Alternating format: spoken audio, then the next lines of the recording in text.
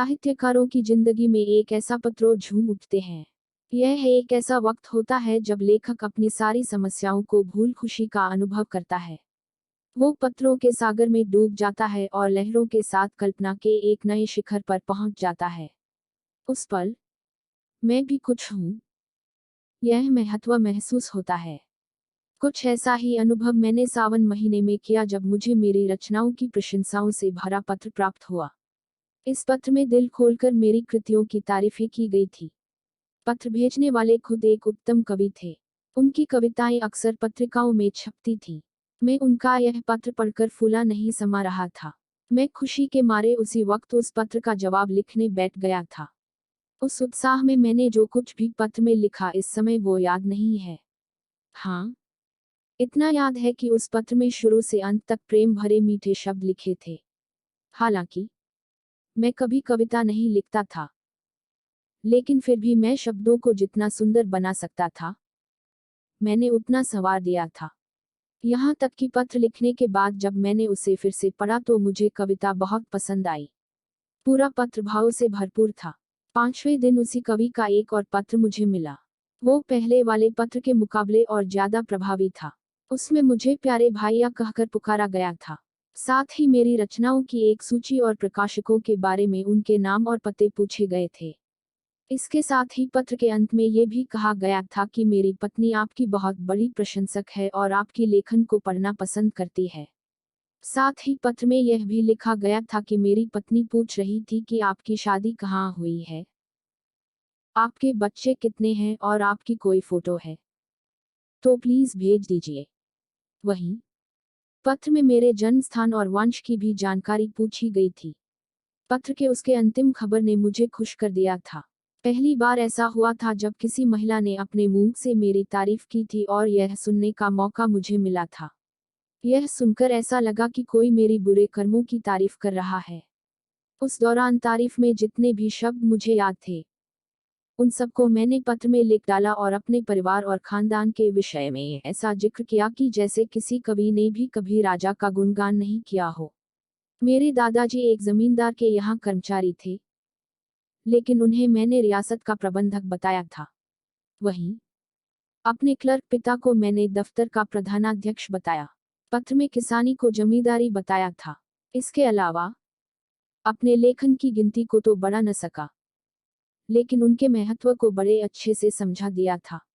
देखा जाए तो अपनी तारीफ करना एक सिरफिरापन है, लेकिन इशारों में यह काम आसानी से किया जा सकता है। खैर, पत्र खत्म हो चुका था और लेटर बॉक्स में पहुंच चुका था। इसके बाद हफ्ते तक कोई भी पत्र नहीं आया। मैंने पत्र में अपने हिसाब से अपनी पत्नी की तरफ से भी कुछ बातें लिखी थी। उम्मीद थी कि घनिष्ठता बढ़ेगी, लेकिन ऐसा लग रहा था कि कहीं वे मुझे मतलबी और सेंटिमेंटल न समझने लगा हो, इसलिए कोई पत्र नहीं लिखा हो। आश्विन के महीने का तीसरा पहर था। हर तरफ रामलीला का उत्साह था। मैं भी अपने एक दोस्त के घर था। वहां ताश की बाजी चल रही थी। अचानक एक व्यक्ति वहां मेरे बारे में पूछते हुए व मेरा नाम लेते हुए वहां आया और मेरे बगल की कुर्सी पर आकर बैठ गया। मैं उसे नहीं जानता था। मैं सोच में था कि आखिर कौन है ये आदमी और यहाँ कैसे आया। मेरे दोस्त लोग भी उन महाशय को देखकर इशारेबाजी करने लगे थे। मैंने विनम्रता के साथ उस महाशय का नाम पूछा। जवाब मिला, मेरा नाम उमापति नारायण है। मैं जवाब सुनते ही खुश होकर उनके गले लग गया। यह कोई और नहीं बल्कि वही कवि महोदय थे जिन्होंने मुझे पत्र भेजा था। मैंने उनसे उनका हाल चाल पूछा, फिर पान और इलायची खिलाई और पूछा कि यहाँ कैसे आना हुआ। उन्होंने जवाब दिया, घर चलिए फिर विस्तार से बताऊंगा। मैं आपके यहाँ से होकर आया हूँ। वहाँ मुझे पता चला कि आप यहाँ हैं, तो मैं पूछता हुआ यहाँ आ गया। फिर मैं फौरन उनके साथ जाने के लिए तैयार हो गया। उनके कमरे से निकलते ही मेरे दोस्तों ने इशारे में मुझसे पूछा कि यह साहब कौन है। मैंने दोस्तों को बताया कि ये मेरे नए मित्र हैं। मित्र ने कहा कि थोड़ा सावधान रहिएगा, मुझे ये थोड़े उचक्के लग रहे हैं। मैंने कहा, आपका यह अनुमान गलत है। आप आदमी को हमेशा उसके कपड़ों से जज करते हैं, लेकिन इंसान वस्त्रों में नहीं बल्कि दिल में होता है। मित्र, खैर ये रहस्य की बात है, बाकी आप जाने, मैं आपको बस सावधान कर रहा हूँ। मैंने मित्र की बात पर कोई जवाब न दिया और उमापति जी को लेकर अपने घर आ गया। मैंने उनके लिए बाजार से खाना मंगवाया। इस दौरान उन्होंने अपनी कई सारी कविताएं मुझे सुनाई। कविताएं सुनाते वक्त उनकी आवाज बहुत मनोहर और मीठी लग रही थी। हालांकि कविताएं तो मुझे समझ नहीं आई, लेकिन मैंने उनकी कविताओं की तारीफ के पुल बांध दिए। मैं खुशी के मारे उनकी कविताओं की वाहवाही करने लगा। ऐसा लग रहा था जैसे मानो मुझसे बढ़कर कोई काव्य प्रेमी नहीं है। शाम के वक्त हम दोनों रामलीला देखने गए। वहां से लौटकर आने के बाद मैंने उन्हें खाना खिलाया। इसके बाद उन्होंने अपनी यात्रा के बारे में बताना शुरू किया। उन्होंने बताया कि वह इस वक्त कानपुर जा रहे हैं, अपनी पत्नी को लेने के लिए। उनका मकान कानपुर में है। उन्होंने उस वक्त अपने विचार को साझा करते हुए बताया कि उनकी इच्छा मासिक पत्रिका निकालने की है। उन्होंने बताया कि प्रकाशक कविताओं के लिए 1,000 रुपये देते हैं, लेकिन उनकी इच्छा है कि वे कविताओं को पत्रिका में क्रमशः निकालें, फिर अपने ही पैसों से पुस्तकाकार प्रिंट करवाएं। उमापति ने यह भी बताया कि उनकी जमींदारी कानपुर शहर में है, लेकिन वो साहित्यिक जिंदगी बिताना चाहते हैं। उन्हें जमींदारी से नफरत है। उन्होंने बताया कि उनकी पत्नी लड़कियों के एक स्कूल में प्रधानाध्यापिका है। यह सारी बातें देर रात तक चलती रहीं।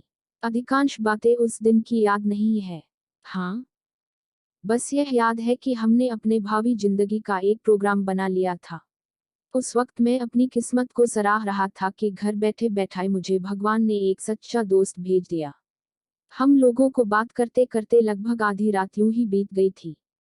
उन्हें अगले दिन सुबह 1 बजे निकलना था। जब मैं सोकर उठा तो सुबह के 7 बज रहे थे। मैंने देखा कि उमापति जी जाने के लिए तैयार थे। बोले, इजाजत दीजिए, लौटते वक्त इधर से ही जाऊंगा। इस वक्त आपको तकलीफ दे रहा हूँ, माफ करिएगा। जब कल मैं चला था तो उस वक्त सुबह के 4 बज रहे थे। चलने की चिंता में पूरी रात जागना पड़ गया। गाड़ी में बैठते ही झपकियां आने लगी, तो मैंने कोट उतार दिया और फिर लेटा तो फौरन सो गया। मुगल सराय में आंख खुली तो देखा कि कोट गायब था। कोट को मैंने चारों तरफ ढूंढा, पता ही नहीं चला कि मेरा कोट किसी ने चोरी कर लिया है। मेरे कोट में उस वक्त 50 रुपये रखे थे, वो भी साथ में चले गए। पत्नी के मैके उसे लेने जाना है और जाते वक्त मुझे कपड़े ले जाने हैं। आप मुझे 50 रुपये उधार दे दीजिए। ससुराल में हर वक्त थोड़े बहुत पैसे खर्च होने स्वाभाविक हैं। ऐसे में अगर पैसे ना खर्च करो तो हंसी होगी। मैं जब वापसी में इधर से लौटूंगा तो आपको पैसे देता हुआ जाऊंगा। मैं उनकी बात सुनकर बड़ी दुविधा में था। मुझे पहले भी एक बार धोखा मिला था। फौरन मन में ख्याल आया कि कहीं इस बार भी धोखा न खा जाऊं। फिर तुरंत ही मुझे अपने इस ख्याल पर शर्म आने लगी। मैंने सोचा, इस संसार में हर आदमी एक जैसा नहीं होता। ये बेचारे कितने सज्जन आदमी हैं, इस वक्त मुसीबत में हैं। ये सोचते हुए मैंने अपनी पत्नी को कहा कि अगर तुम्हारे पास कुछ पैसे हैं तो दे दो। पत्नी ने पूछा, क्या करोगे?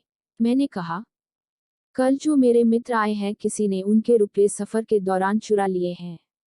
उन्हें ससुराल अपनी पत्नी को लेने जाना है। लौटते वक्त वो पैसे दे देंगे। मेरी बातों को सुनकर पत्नी ने मजाक करते हुए कहा कि तुम्हारे जितने भी दोस्त आते हैं सब तुम्हें धोखा देने ही आते हैं। मेरे पास कुछ पैसे नहीं हैं। फिर मैंने थोड़ा अपनी पत्नी को मनाते हुए कहा कि अगर पैसे हैं तो दे दो ना। बेचारे तैयार होकर खड़े हैं, उनकी गाड़ी छूट जाएगी। पत्नी ने कहा, बोल दो जाकर कि इस वक्त घर में कोई पैसे नहीं हैं। मैंने कहा, यह कहना इतना आसान बिल्कुल नहीं है। इसका मतलब यह है कि मैं दरिद्र होने के साथ साथ अच्छा दोस्त भी नहीं हूँ। क्या मेरे पास 50 रुपये का भी इंतजाम नहीं हो सकता? उमापति जी को इस पर कभी भी यकीन नहीं होगा कि मेरे पास इतने पैसे भी नहीं है। इससे तो यह सही है कि उनसे मैं सीधे सीधे कह दूं कि हमें आप पर बिल्कुल भी यकीन नहीं है। मेरी बातें सुनकर पत्नी ने झुंझला कर बक्से की चाबी मेरे सामने फेंकते हुए कहा कि तुम जितनी आसानी से बहस कर लेते हो, अगर उतनी आसानी से आदमी परखना जानते तो अभी तक इंसान बन गए होते। जाओ और दे दो ये रुपये। इन रुपयों को उधार समझकर मत दो, ये समझना कि इन रुपयों को पानी में फेंक दिया। मुझे तो बस आम से मतलब था, ना कि पेड़ की गिनती से। मैंने रुपये निकालकर उमापति जी को उसी वक्त दे दिए। उमापति जी ने पैसा लौटाने का वादा किया और चले गए। उमापति 7वें दिन फिर शाम को घर वापस आए। उनके साथ इस बार उनकी पत्नी व बेटी थी। दही चीनी खिलाकर मेरी पत्नी ने उन लोगों का स्वागत व आदर सत्कार किया। यहाँ तक कि 20 रू मूंग दिखाई के दिए। इसके साथ कि उनकी बेटी को भी मेरी पत्नी ने मिठाई खाने के लिए 2 रुपए दिए। मुझे लगा था कि उमापति जी आने के बाद ही मेरे रुपये लौटा देंगे, लेकिन उन्होंने रात में रुपयों का कोई जिक्र तक नहीं किया। सोते वक्त मैंने पत्नी से कहा कि रुपये का तो इन्होंने जिक्र तक नहीं किया। पत्नी ने मेरी बात सुनकर हंसते हुए कहा कि क्या तुम्हें सच में उम्मीद थी कि वो आते ही फौरन तुम्हारे पैसे लौटा देंगे? मैंने पहले ही तुमसे कहा था कि रुपये मिलने की उम्मीद से उन्हें पैसे मत देना। यह समझो कि ये पैसे किसी दोस्त की मदद के लिए दिए थे। लेकिन तुम तो विचित्र हो। पत्नी की बातें सुनकर मैं लज्जित होकर चुप रह गया। उमापति अपने परिवार वालों के साथ 2 दिन तक मेरे घर में रुके। मेरी पत्नी ने इस दौरान उन लोगों का खूब आदर सत्कार किया। मुझे फिर भी संतोष नहीं था, क्योंकि मैं समझता था कि इन्होंने मेरे साथ धोखा किया था। तीसरे दिन वो सुबह जल्दी अपने घर जाने को तैयार हो गए। मुझे अब उम्मीद थी कि वो मेरे रुपये लौटा देंगे। ऐसा नहीं हुआ। वो अब एक नई राम कहानी सुनाने लगे। उन्होंने बिस्तर बांधते हुए कहा कि मुझे बड़ा ही दुख है कि इस बार मैं आपके पैसे नहीं लौटा पाऊंगा। दरअसल बात यह है कि घर में पिताजी से मुलाकात नहीं हो पाई। वे किसी काम से गांव गए हुए थे। मेरे पास इतनी छुट्टियां नहीं थी कि उनसे मिलने मैं गांव तक जाता। गांव जाने के लिए रेल का वहां कोई भी जरिया नहीं है। वहां पहुंचने के लिए बैलगाड़ियों से जाना पड़ता है। इसीलिए सिर्फ एक दिन मैं घर में रहा और फिर अपने ससुराल को निकल गया। मेरे सारे रुपये ससुराल में ही खर्च हो गए। अब तो मेरे पास ट्रेन के टिकट तक का पैसा नहीं है। कृपया आप 25 रुपये मुझे दे दीजिए।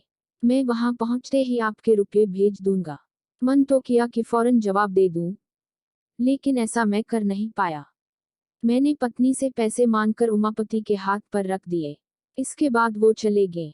1 हफ्ते के बाद फिर उमापति जी ने पत्र भेजा जिसमें लिखा था कि वो काम के सिलसिले में बाहर जा रहे हैं, वापस लौटकर रुपये भेजेंगे। 15 दिनों के बाद मैंने एक पत्र लिखकर उनका हाल चाल पूछा, लेकिन मेरे पत्र का कोई जवाब नहीं आया। मैंने 15 दिनों के बाद फिर से पत्र लिखा और इस बार मैंने रुपयों के बारे में पूछा। इसका भी कोई जवाब नहीं आया। 1 महीने बाद मैंने फिर पत्र लिखा, लेकिन इस बार भी कोई जवाब न आया। मैं समझ गया था कि पत्नी ने जो भी कहा वो ही सच था। मैं निराश और चुप होकर बैठ गया। हालांकि मैंने अपने इन पत्रों के बारे में अपनी पत्नी को कुछ नहीं बताया। उमापति के इस व्यवहार पर मुझ पर गहरा असर पड़ा। फिर इसी महीने मेरे यंत्रालय में बिहार प्रांत से एक कंपोजिटर आया था। 15 रू मासिक पर मैंने उसे काम पर रख लिया था। वो पहले किसी अंग्रेजी स्कूल में पढ़ा करता था। किसी का सहयोग न मिल पाने की वजह से वो पढ़ाई छोड़ चुका था। उसके घरवालों ने उसकी मदद करने से मना कर दिया था। मजबूर होकर उसे यह नौकरी करनी पड़ी। उसकी उम्र वही कोई 17 से 18 साल रही होगी। उसका गंभीर स्वभाव था और उसके बातचीत करने का तरीका भी अच्छा था। यहाँ आने की तीसरे ही दिन उसे बुखार आ गया। कुछ दिनों के बाद भी जब बुखार नहीं गया, तो उसे अपने घर की याद सताने लगी। उसने मुझसे कहा कि वह बीमार है। उसे कुछ रुपए मिल जाए तो वह घर चला जाएगा। फिर वह वहां पहुंचकर पैसों का इंतजाम करके मुझे भेज देगा। वह सच में बहुत बीमार था, लेकिन मैं पहले से ही पैसों के मामले में धोखा खाकर बैठा हुआ था। इसलिए मैंने उसे मना कर दिया। मेरी बातें सुनकर वो रोने लगा और मुझसे मदद की विनती करने लगा। लेकिन धोखे की चोट खाए बैठा मैं उसकी बातों को नजरअंदाज कर गया। दुविधा भरी स्थिति में उसने फिर आकाश को देखा और वहां से चला गया। मुझे अंदर ही अंदर बुरा लगा, लेकिन जो मैंने निर्णय लिया था मैं उसी पर अड़ा रहा। मैंने मन में इस बात पर विचार करके संतोष कर लिया कि मैं कहाँ का ऐसा धनी हूँ जो पैसे बहाता रहूं। वो लड़का मेरे पास से आंखों में आंसू लेकर गया था तब कार्यालय के एक क्लर्क जिनका नाम पृथ्वीनाथ था, उन्होंने उसकी मदद कर दी। उन्होंने उसकी पूरी कहानी सुनकर उसे 15 रुपये दे दिए थे। जब मुझे इसकी जानकारी हुई तो मानो मेरे मन से कोई बोझ उतर गया हो। चलो अब वो बेचारा अच्छे से घर तो पहुंच ही जाएगा। यह सोचकर ही मुझे मुफ्त में ही संतोष मिल गया। लेकिन कुछ अपने किए पर भी मुझे शर्म आई। मैं बड़े बड़े उपदेश दिया करता था, लेकिन आज अपनी ही जुबान से मुकर गया। 5वें दिन पैसे आ गए। मेरी आंखें खोल देने वाली यह यातना मुझे शायद ही कभी मिली थी। खैर, इस बारे में मैंने अपनी पत्नी को कुछ नहीं बताया था, वरना मेरा घर में मुश्किल हो जाता। पूर्वकथ एक वृतांत को लिखकर मैंने पत्रिका में भेजवा दिया। मेरा मकसद बस इतना था कि मैं लोगों को धोखेबाजी के इस कुपरिणाम का संदेश दूं। मुझे सपने में भी उम्मीद नहीं थी कि इसका मुझे कोई सीधा फल मिलेगा। फिर चौथे दिन 5 रुपये का मनी ऑर्डर मेरे पास पहुंचा। मैं उसे देखकर इतना खुश हुआ कि मेरी खुशी की कोई सीमा नहीं थी। मनी ऑर्डर भेजने वाला कोई और नहीं, बल्कि वही महोदय थे, उमापति। भेजे गए कूपन पर सिर्फ क्षमा शब्द लिखा था। मैंने वो पैसे ले जाकर अपनी पत्नी को दे दिए और वो कूपन दिखाया। पत्नी ने बड़े ही अनमने तरीके से मुझसे कहा कि इसे ले जाकर अपनी अलमारी में रख लो। तुम ऐसे लोभी किस्म के इंसान हो, मुझे नहीं मालूम था। कुछ पैसों के लिए इस तरह किसी के पीछे पड़ जाना अच्छी बात नहीं है। जब पढ़ा लिखा और विनयशील इंसान अपने वादे को पूरा न करे, तो समझना चाहिए वो मजबूर है। विवश हुए इंसान को इस तरह बेइज्जत करना सही नहीं है। मैं इन पैसों को तब तक नहीं रखूंगी जब तक कि उमापति जी का कोई संदेश या पत्र नहीं आ जाता, जिसमें उनके रुपए भेजने की देरी का कारण लिखा हो। हालांकि उस वक्त मैं ऐसी महान बातें सुनने के लिए बिल्कुल भी तैयार नहीं था। डूबे हुए रुपये मिल गए, मैं उसी खुशी से फूले नहीं समा रहा था। कहानी से सीख। मुंशी प्रेमचंद की इस कहानी से हमें यह सीख मिलती है कि व्यक्ति को किसी के लिए भी तुरंत राय नहीं बना लेनी चाहिए। Was this article helpful? संबंधित कहानियां। मुंशी प्रेमचंद की कहानी। विजय प्रेमचंद स्टोरी इन हिंदी। मुंशी प्रेमचंद की कहानी। पूस की रात प्रेमचंद स्टोरी इन हिंदी। मुंशी प्रेमचंद की कहानी। उद्धार प्रेमचंद स्टोरी इन हिंदी। मुंशी प्रेमचंद की कहानी। एक आंच की कासर प्रेमचंद स्टोरी इन हिंदी। मुंशी प्रेमचंद की कहानी। माता का हृदय Premchand story in Hindi. Category.